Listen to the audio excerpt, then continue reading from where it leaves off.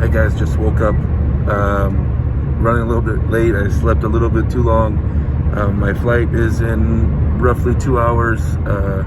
Barely got into a cab and going fast to the airport. Hopefully that's enough time. I mean, it looks like I'll get there with about an hour and 40 minutes left to go through customs and everything and get to my gate.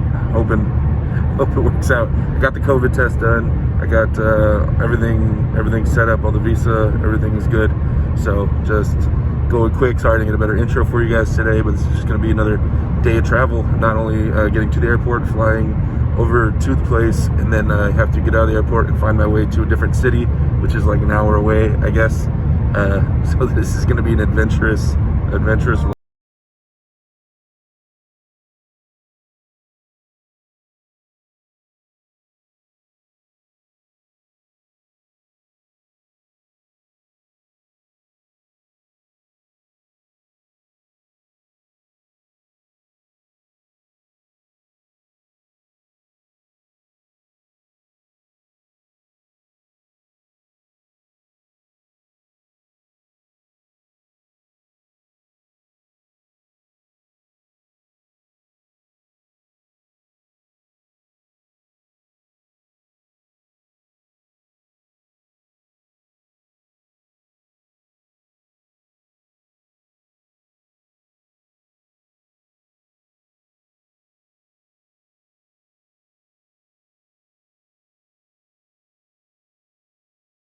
Turkey, Istanbul. Got picked up in the taxi, heading to the ferry now.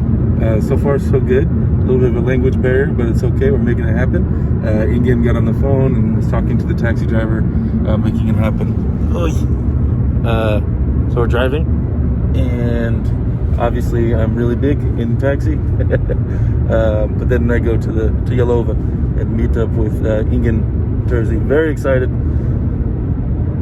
Made it across the world.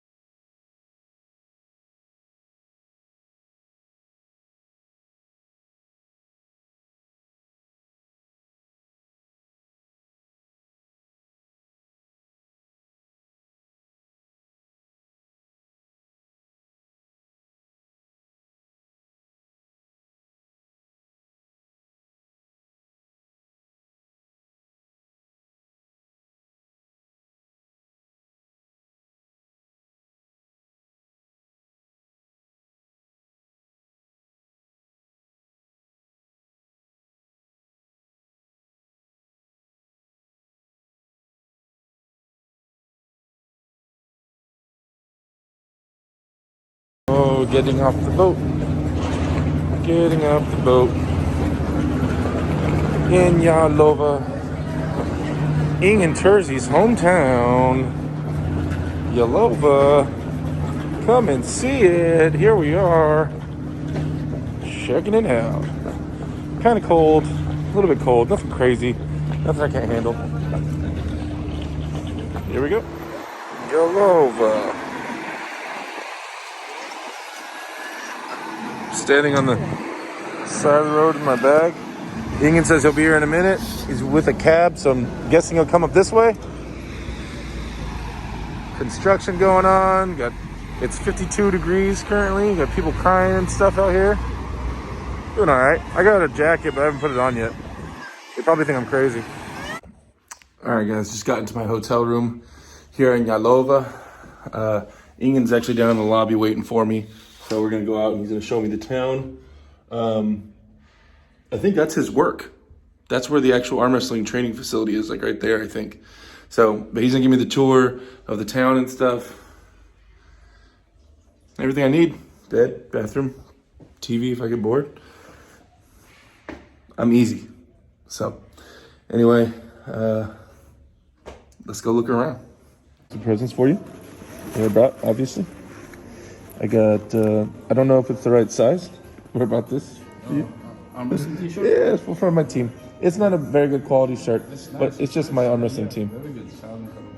Thank you very much. Yeah, and then I also brought you a bunch of straps. My friend has a strap. He makes his own straps. Oh, really? Yes, Wow. training arm wrestling straps. They're, I think they're the best straps. They're tubular nylon, and they're centered at the end, and the buckle is very good quality. It gets very tight. I thank you very, very much. Yeah, no problem. Just wanted to do as a gift. I'd like to come with a gift. Maybe you make a film, there you explain, that why it's not, we cannot do it. Yeah. I went live. I did live chat today with YouTube, and I explained about the internet here is very slow at the hotel. Here? Yes, very slow. I couldn't even upload a video. Oh. Yeah, it said it would take me 3 days to put one video on the internet. Wow. But it's okay. We leave tomorrow anyway. But In the other hotel tomorrow will be better. it's nicer? I mean, the internet, yeah. Okay, good. If not, we can find a solution. We buy internet package. Oh, they have different package deals? Yeah, I think you can buy it, but I don't know if maybe you need to. It's very cheap even to get a number from here, Turkey, to use it on your phone. Yeah. It's nice to walk. See, no one walks in America, that's why we're all fat. You don't walk? No, well, everything is so far away. Oh yeah. But here is so small. You walk that way. Yeah. You walk that way. 10 meters. So, besides your match, what match are you most excited to watch tomorrow or on Thursday? First of all, I'm not excited about my match. Yeah, you're not? No. Why not? Yeah, it has never been fun, Oh, Yeah, it is always a mission, to complete and never fun, It's more like war. Yeah. And yeah, the top 8, with the 6 WAF champions and the Zloty champion and European silver medalist. right. Yeah, those 8 guys, there are like more than 20 world titles in one category. Oh my gosh. Yeah, so that is very interesting. Yeah, all of them are interesting. Andrei versus Vasily Davutashvili. Also Irakli versus Sasha. Who do you think will win, Irakli and Sasha? Everybody asks me. Irakli and Sasha. If Irakli depends on his power alone, then he's not gonna win. But if Irakli pulls right way, right direction, then he has chance to win. Yeah, I was chatting with a Georgian guy who is trained in the same club with Irakli, and he asked me about the same thing. I said this, and he said after he losing to Aktaev, Talgat Aktaev in the WAF final, he said that Irakli took enough of lessons from that, and he has been fixing that weakness of him, and he said that the Georgian guy told me that Irakli is gonna pull in the way that I am also thinking the best way for him to win. So it just makes me think that he has a good chance.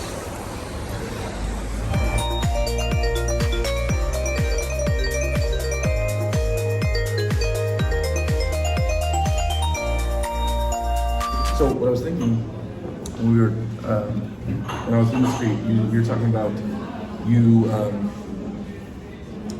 you prepare, and I said it seems like you didn't transition a lot depending on the person. You said sometimes I go backwards more, sometimes more side pressure. Yeah. I feel like I don't arm wrestle with a person. right. I arm wrestle with a human being that have same muscle groups as anyone else. So I'm prepared against all the muscle groups that can be used against me. Do you understand what I'm saying? So, but when you are ready for everything, it doesn't really matter who you are pulling against. Yes. You understand? The only thing you need to be careful is what direction they are going. You understand? How fast they are going. what's the direction. Yeah, and sometimes you really need to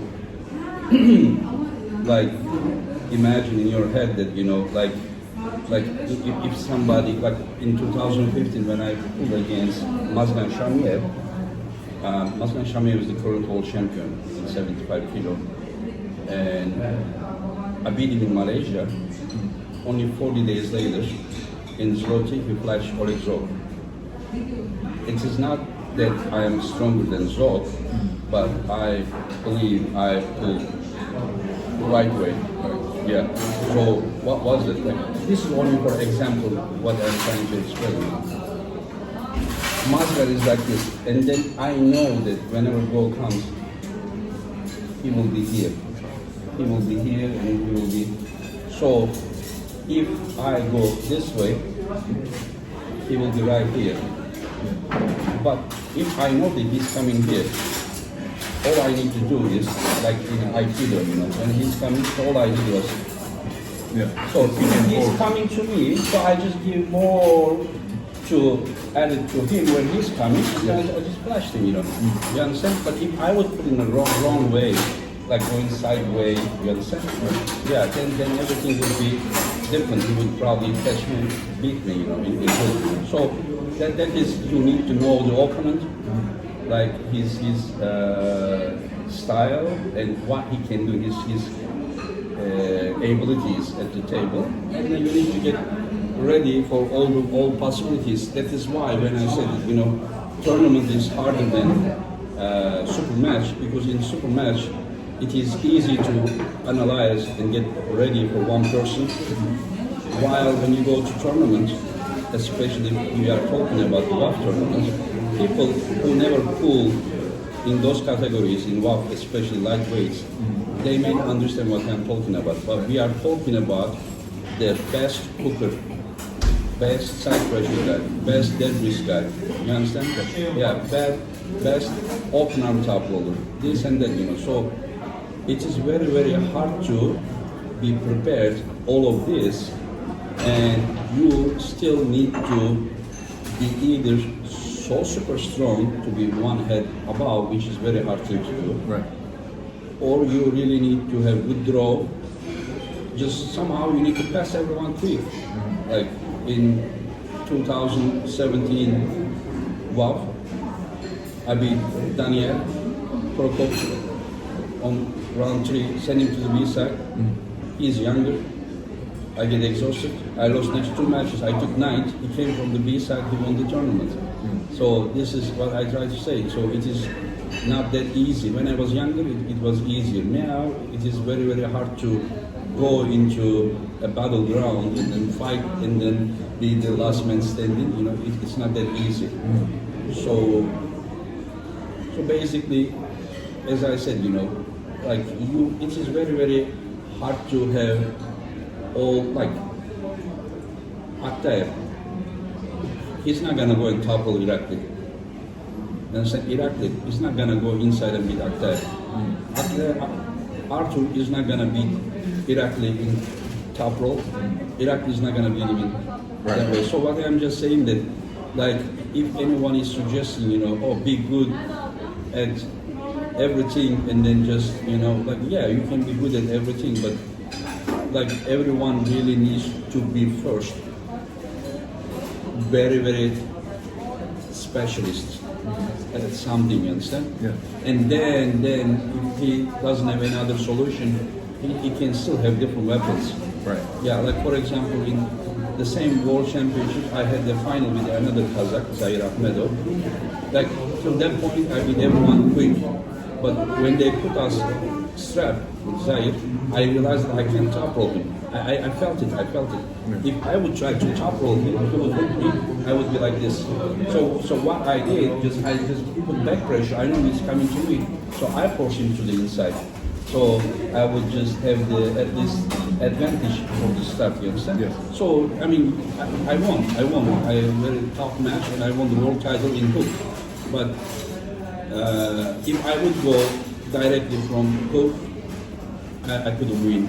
If I would try to top roll in the final, I mean, just because I'm specialist about what I do, it doesn't mean that I cannot do other things. But you really need to be a specialist. Like can Michael cook and beat Levan? No, right? Yeah. Can Laletin just go inside with, I don't know, Dave Chappie and beat him? No. So what I'm just saying that, basically, I mean, not only me, everyone has like one really serious weapon. Right. Yeah, but they can do other things if they need to as well. So if you change your approach to different people, does your grip and hand, where you place your hand, does that change, or is it more of a directional change depending on you were telling me yesterday you like to block part of their arm here and part of their hand here with your supination. Okay, this it is, to me, it is not like what I do. Like it is the human anatomy. It's like same everyone. I mean, this is the top side of your hand. Right. It is not to block the arm. Down side of your hand is for the blocking. The supinator is blocking the arm. Pronator is attacking to the hand. So you need to block here. You need to also use here for my style is an active way. And over here, this side of the hand is for to put in the pressure over his pronator. Right. Yeah. So I don't see these things. I am only catching what's there. You understand? Right. I'm not. This is not my strategy. This is how it is.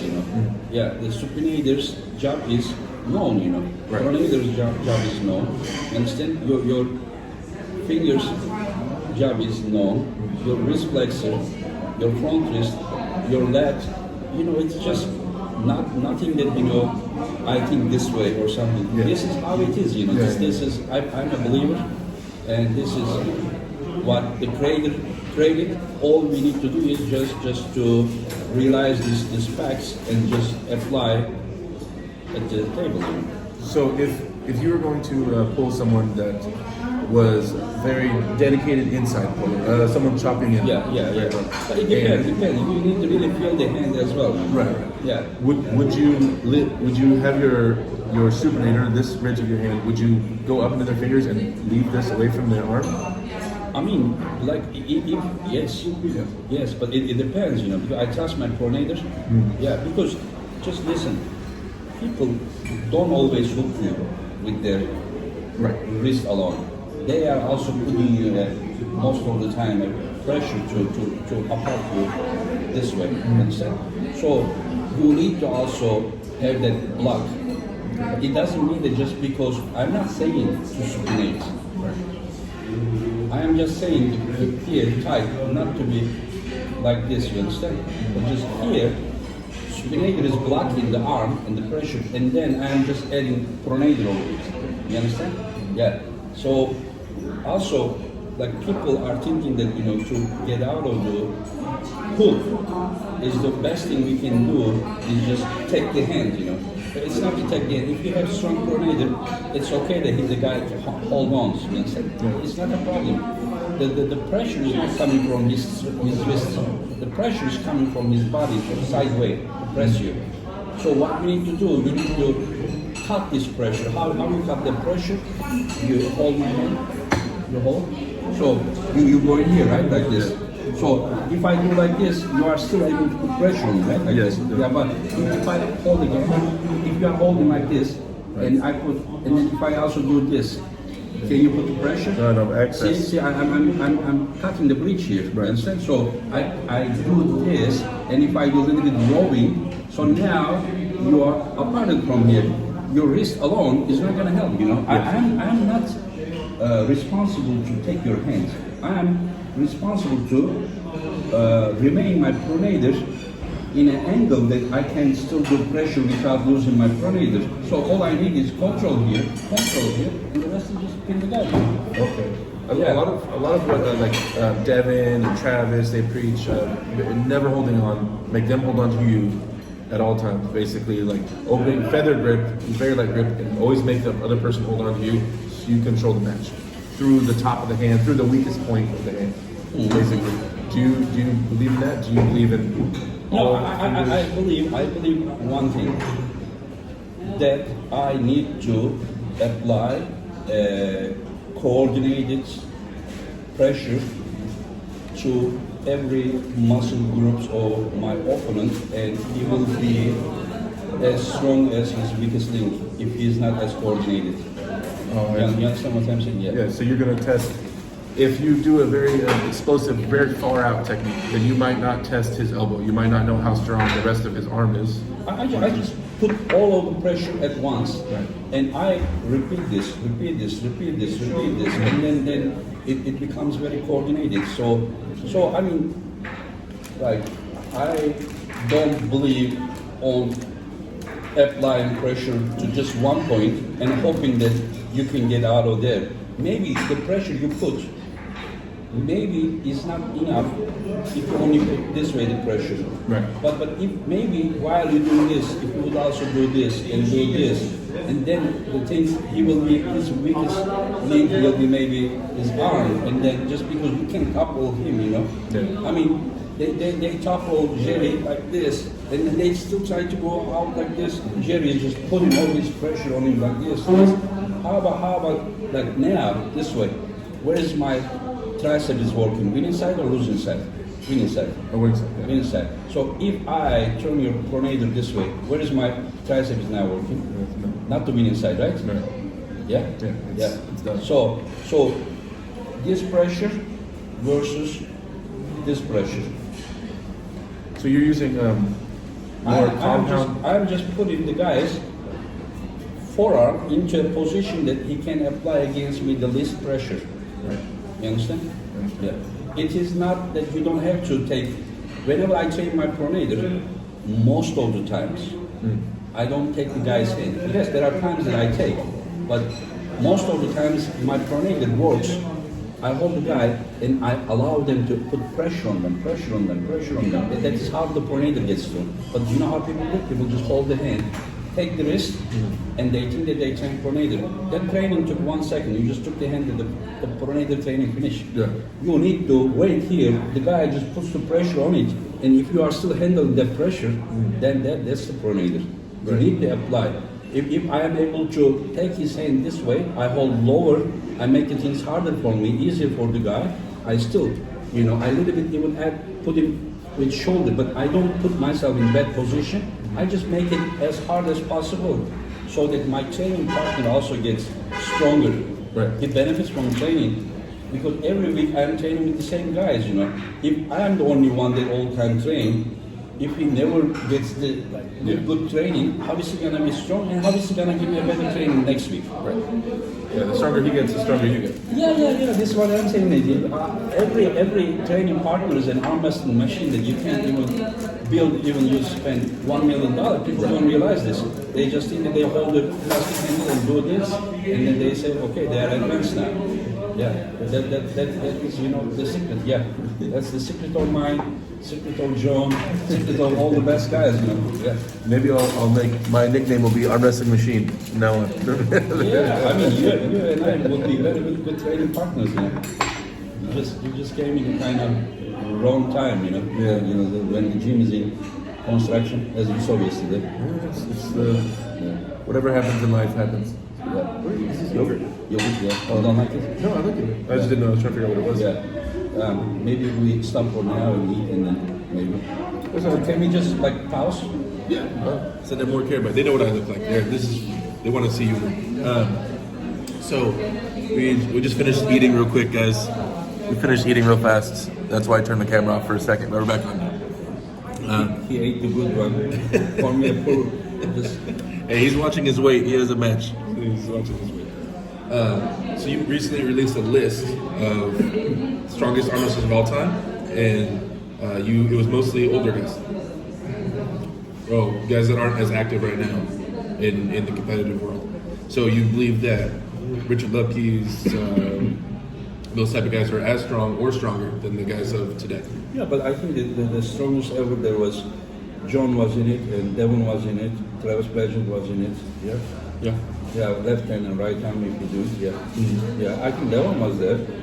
I don't think that that was only the old guys. No. It definitely wasn't only old guys. But if I ask, somebody a younger arm wrestler right now, they probably would not have the same list. It'd be a very But can you imagine someone young to be part of the all-time list, with such a short career, just let them prove themselves. Right. Well, it makes sense, and I think that I see old videos of Richard Lupke's when he was younger, and he looks scary. How aggressive he was, or Gary Goodrich. I can't imagine how strong Gary Goodrich was. Even his build, when I would see the videos of arm wrestling, it wasn't that impressive. Like his arm wasn't very vascular. You didn't see a pronator going through a ton in the videos I've seen. But he was strong. You'd see his victories. You'd see him beat, Brzezinski, and you'd see him beat these top guys. I thought that was amazing. And then he go into MMA and had a fantastic career.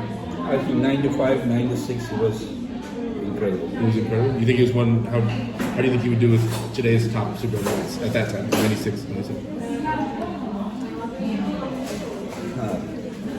I can answer this, but after the things I heard from Dubai yesterday, so I am not that sure about today's guys being the really unbeatable or something, But I'm not gonna say it because I know it's secret. But you don't think that Gary Goodrich was at least as strong as what I'm talking about? Yeah, I don't know. I think it's, I mean, I don't understand. Like they say, we need to decide by the numbers that they are lifting, and we're talking about 120 kilo guy is doing one arm pull-ups, 200 pounds of preacher curls. I mean, who are doing this today? Like full motion, six reps, like 200 pounds, and the one arm pull-up, 120 kilo guy. I think people are mistaken when they say that the guys from the past were weak. As I said, I was 60-something kilo. The weights that I was lifting then, now I'm 90 kilo, is more than today I lift. Of course, now I'm fat, but except the pronator. Well, what do you think about the access of information, like the difference that the internet has made? Like, so now your beginner arm wrestler has access to everything Devin can teach. They'll watch this video, they'll learn from you, they have all this stuff. I will tell you something. Just one example I will give you. Larry is a good example of a new arm wrestler. And known by everyone. Mm-hmm. Larry invited Devin. Then Michael was there. And Hermes, and you went there. Yes. Raymond went there, and now Laletin and Gennady went there. Mm-hmm. Probably they are sharing everything, what they know about. Do you know how I feel? How I feel that you have a rope from different directions, and then you are asking everyone to pull to their side. You understand? So too much doesn't mean good. Right. You understand?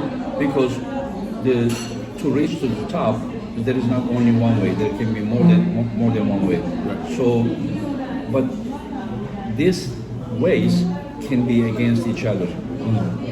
You understand? Sticking with one of them will be a better idea than trying a little bit of this, little bit of that, little bit of that, little bit of this. You understand? Because these are different strategies.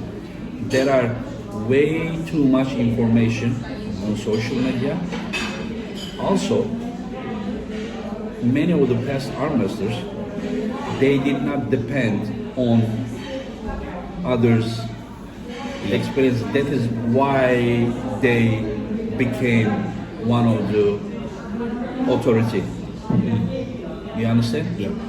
Everyone can be built different.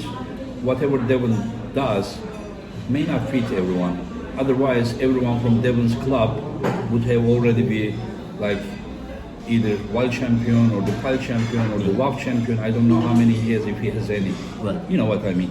So and now you are saying that the people from his club that doesn't become the world champion, but the people who watches his videos on the YouTube, that they are just like gonna become a champion just by listening.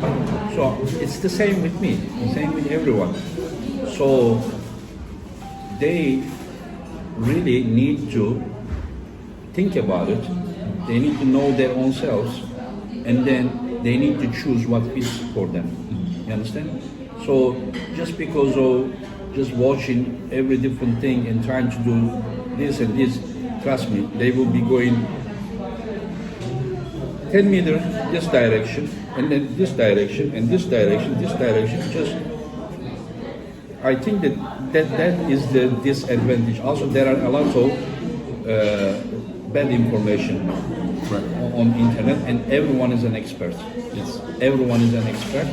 If I tell them that, you know, hey, I'm not talking about like Devon, Michael, these are all the guys that proven themselves. Right. You can't question these people. Right. You can't. They may be thinking different than I do, but did they reach to the top? They reach, so you can't question them. But I'm talking about the guys that, you know, that never help themselves, you know, like how about you, what you suggest, you try first and let it help you to reach somewhere first. And they are saying, oh, Jose Mourinho never played football, but he was the trainer of this team in Europe and this and that, you know. Listen, that is also a proof. Are you Jose Mourinho? Who are you training? At least train a world champion. Right. Okay, you can help yourself, but can you not help even any of your training partners to make champion? I mean, if you would be like a Jose Mourinho or something, you know, not the Jose Mourinho, what was the other guys here? Barcelona trainer, whatever. You are not familiar with soccer, right? Right. Yeah. So at least help someone else, you know, that you say that, you know, okay, I follow my systems and I made this guy a world champion, one of the best guy in the world, and this and that. But I think today, in the past, listen, I think that popularity is an okay thing, but to live for popularity is not an okay thing, unless your goal is to become popular only, not a great arm master. You understand? Right. Yeah. So I am just thinking that people's goal became more like becoming a popular than becoming a great arm master. Yeah. So that is the problem, that, you know, everyone is satisfied with the attention that they get from social media instead of just doing great things. You understand? Like whenever I sit and think, I'm like, okay, maybe I won like 5 different weight category in the WAF. Yeah. But Zolev also did this. So maybe 2 years later, I will be like near 50 years old. Maybe somehow come back and then beat the 6th category. You understand? So do this. Or who can I beat now? Arthur Makarov I can beat. What if I beat Arthur? What's next? Like John was the same way. John was 95 kilo PAL champion, super heavyweight PAL champion, and he wanted to go down to 86 kilo, 189, just to beat Rustam Babayev and then win the title in 3 different weight classes. He was losing the weight. He was like some pounds away, and Rustam said he got injured. I don't know if he was injured or not. I don't know that. But John was crazy to do something different. I went to Petaluma 97. I won 5 categories in same event, all of 10 category, Petaluma World Championships. Next year John went there and he also won the 5 categories. He competed in 12 category. I mean, there was 12 category. He didn't compete, but there was 12 category. But still, I did something. He just went there. Next year he did the same exact thing. You understand? So, like, that is like challenging yourself. John beats the guy, goes the strap, but he couldn't hook the guy. He still would risk himself and try to beat the guy in hook, you know. Like, he was trying to prove himself, like, how to say, like, he didn't want something that he couldn't do it. Right. But now people are, the generation, the generation today is not as dreamer, idealistic as in the past, but more like how many views I can have, how many like likes I can have, how many this. You understand? They more care about this. This is what I see, because I don't see new guys. You know, like I see the people that I see, like for example Hermes Gasparini, he has the same potential of John at the table. Yeah, I see lately his form is good. So whenever I talk with him, he tells me that, you know, like, I'm very happy. This has been my dream. That has been my dream. You understand? So he has a target to beat Levan. Will he ever beat Levan? Maybe not. But he has that dream. I had a dream of beating John Brzing. I was 60 kilo guy. Did I beat him? I didn't beat him.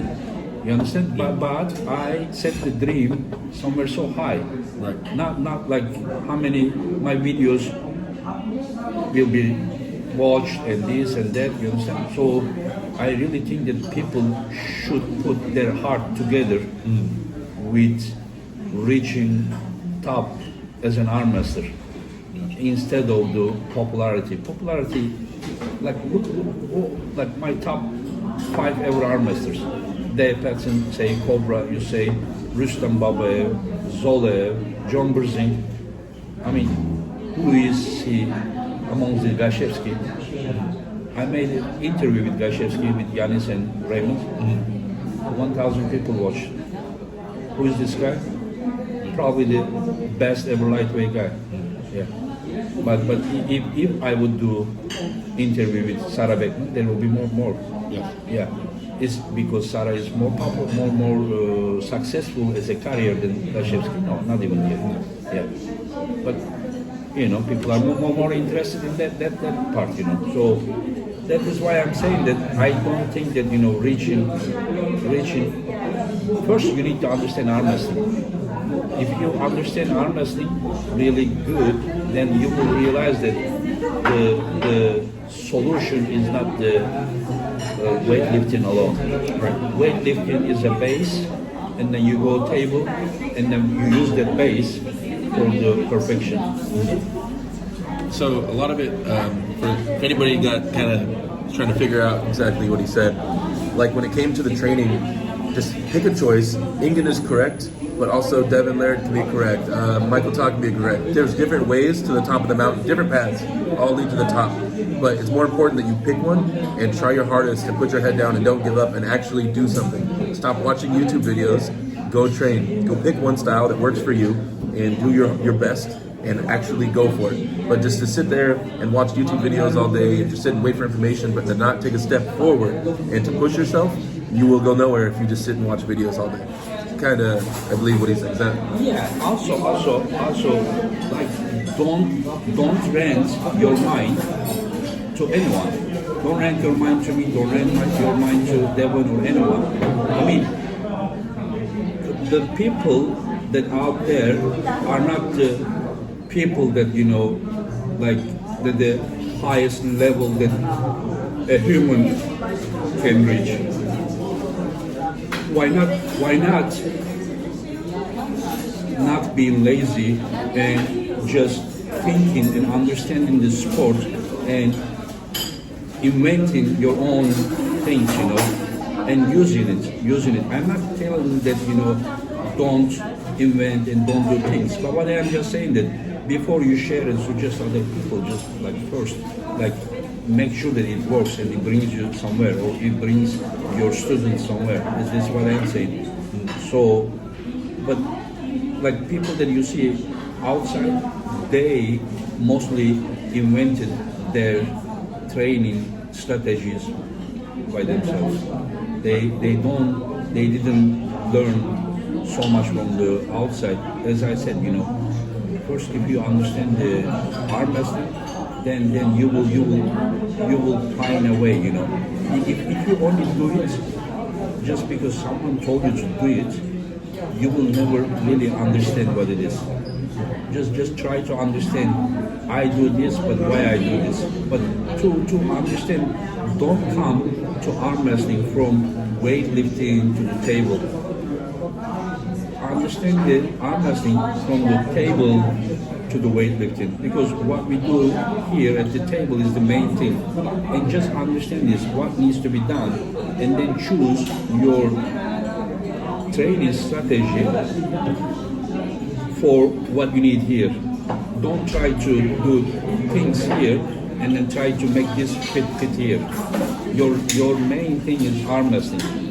This is our job. These are assistant trainings, you know, to make a base. So first understand arm wrestling. How just whenever you look at the arm, you see an arm with the, you know, skin on it, you know, but there are muscle groups, and they are all responsible for something. And then just try to imagine in your mind that, you know, like, what must I do as like most idealistic way to bring a human arm hand down here? What must be done? Which muscle groups you need to eliminate, control, dominate. And then when you understand this, then you will understand also the counter of these muscle groups. And then you will be doing that. And then you will realize that you are not going to do some things in the gym and try to fit your gym training to the table. Then here you will understand what you need to do, and then you will automatically have some ideas, you know, what could help you the best, you know, at the table. Yeah. The feeling that comes from arm wrestling, you can't undervalue. When you're arm wrestling with someone and you feel pronation, you don't even need to know that it's called pronation. You don't even know the word for pronation. Engin had a totally different word for rising earlier. Front wrist, right? Other people call it rising, he called it front wrist. It doesn't matter what it's called. You don't even call top roll, hook, or this or this. Of course, if you want someone to understand what you're talking about, you can say it. But for me, I don't even need to give a name, you know, for a style. It is more important to eliminate these muscle groups with the high level coordination, and then just bring it down, you know, that's all you need to do. Yep. Knowing the inner workings of an arm and understanding how muscles work and where they're attached is very important. You can't be a professional race car driver and not know what's underneath the hood or how our car works. It doesn't make sense. You have to understand what's going on. So I think that would be number one, to learn that and to feel arm wrestling. I think Engin says start from the table and then go to the weight room. Don't start from the weight room and then try to go to the table later, which a lot of people are doing. You go and get on the table and you'll feel, I need more cupping, I need more pronation. You'll feel what you need to attack the other person and how to make them weak and how to make you strong, and how to exploit what they're doing. But it comes from a feeling first, and then you take it to the gym and you work on it and you become stronger at that if you need to. Yes. So like basically, don't be like lifting and then looking at the table and see, oh, let me see how much better I get in the gym. That's not. When you come to the table training, just remember that this is your main training. And this is the place to not to see yourself, it's a place to better yourself. And this is your real training, the coordination. Like to get better at arm wrestling, it's the table time. It's the table time. And we be very picky about what we train in the gym as well. Because remember that there is, if we do some things, you know, we do for the memory. So just remember, you do right things, you have the right memory. You do wrong things, you can also record wrong memory. So just because we are doing a lot of things, it doesn't mean that it is always we are recording something good. Just try to be as close as possible to arm wrestling if that is about the specific training. Yeah, I heard a saying when I played college basketball. It's not practice makes perfect, it's perfect practice makes perfect. The right practice, the right reps, in the right form will lead you to doing the right things. But just doing improper movements and things that don't carry over in the movements won't carry over to the table. So you have to trust that. It's not just any kind of cupping. It needs to be specific cupping. And not just any pronation. It needs to be specific for arm wrestling pronation. And that will carry over more. Perfect practice makes perfect. Muscle memory. Yeah. Also, there is no other place than table time that you can coordinate those muscle groups, which is highly required for arm wrestling to be successful. Other than table time, there's only table time you can do this. Only table time. Just you can do wrist curl like this, very heavy, right? But if somebody takes your front wrist down, you will not be as strong in this point when you are using these two tendons, while you're doing only the down tendon here, you lose here. So you lose your hand, you lose your finger, you can't use your pronator at its max.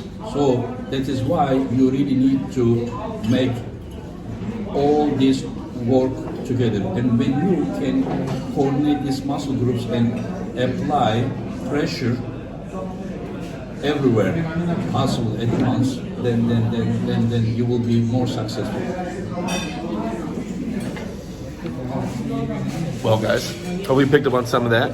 Still got some more days to go with Engin. I'll be asking him many more questions, and hopefully he can tolerate me long enough to answer some of it. We're going to talk a little more, walk around, and get some more footage for you guys. Talk to you later.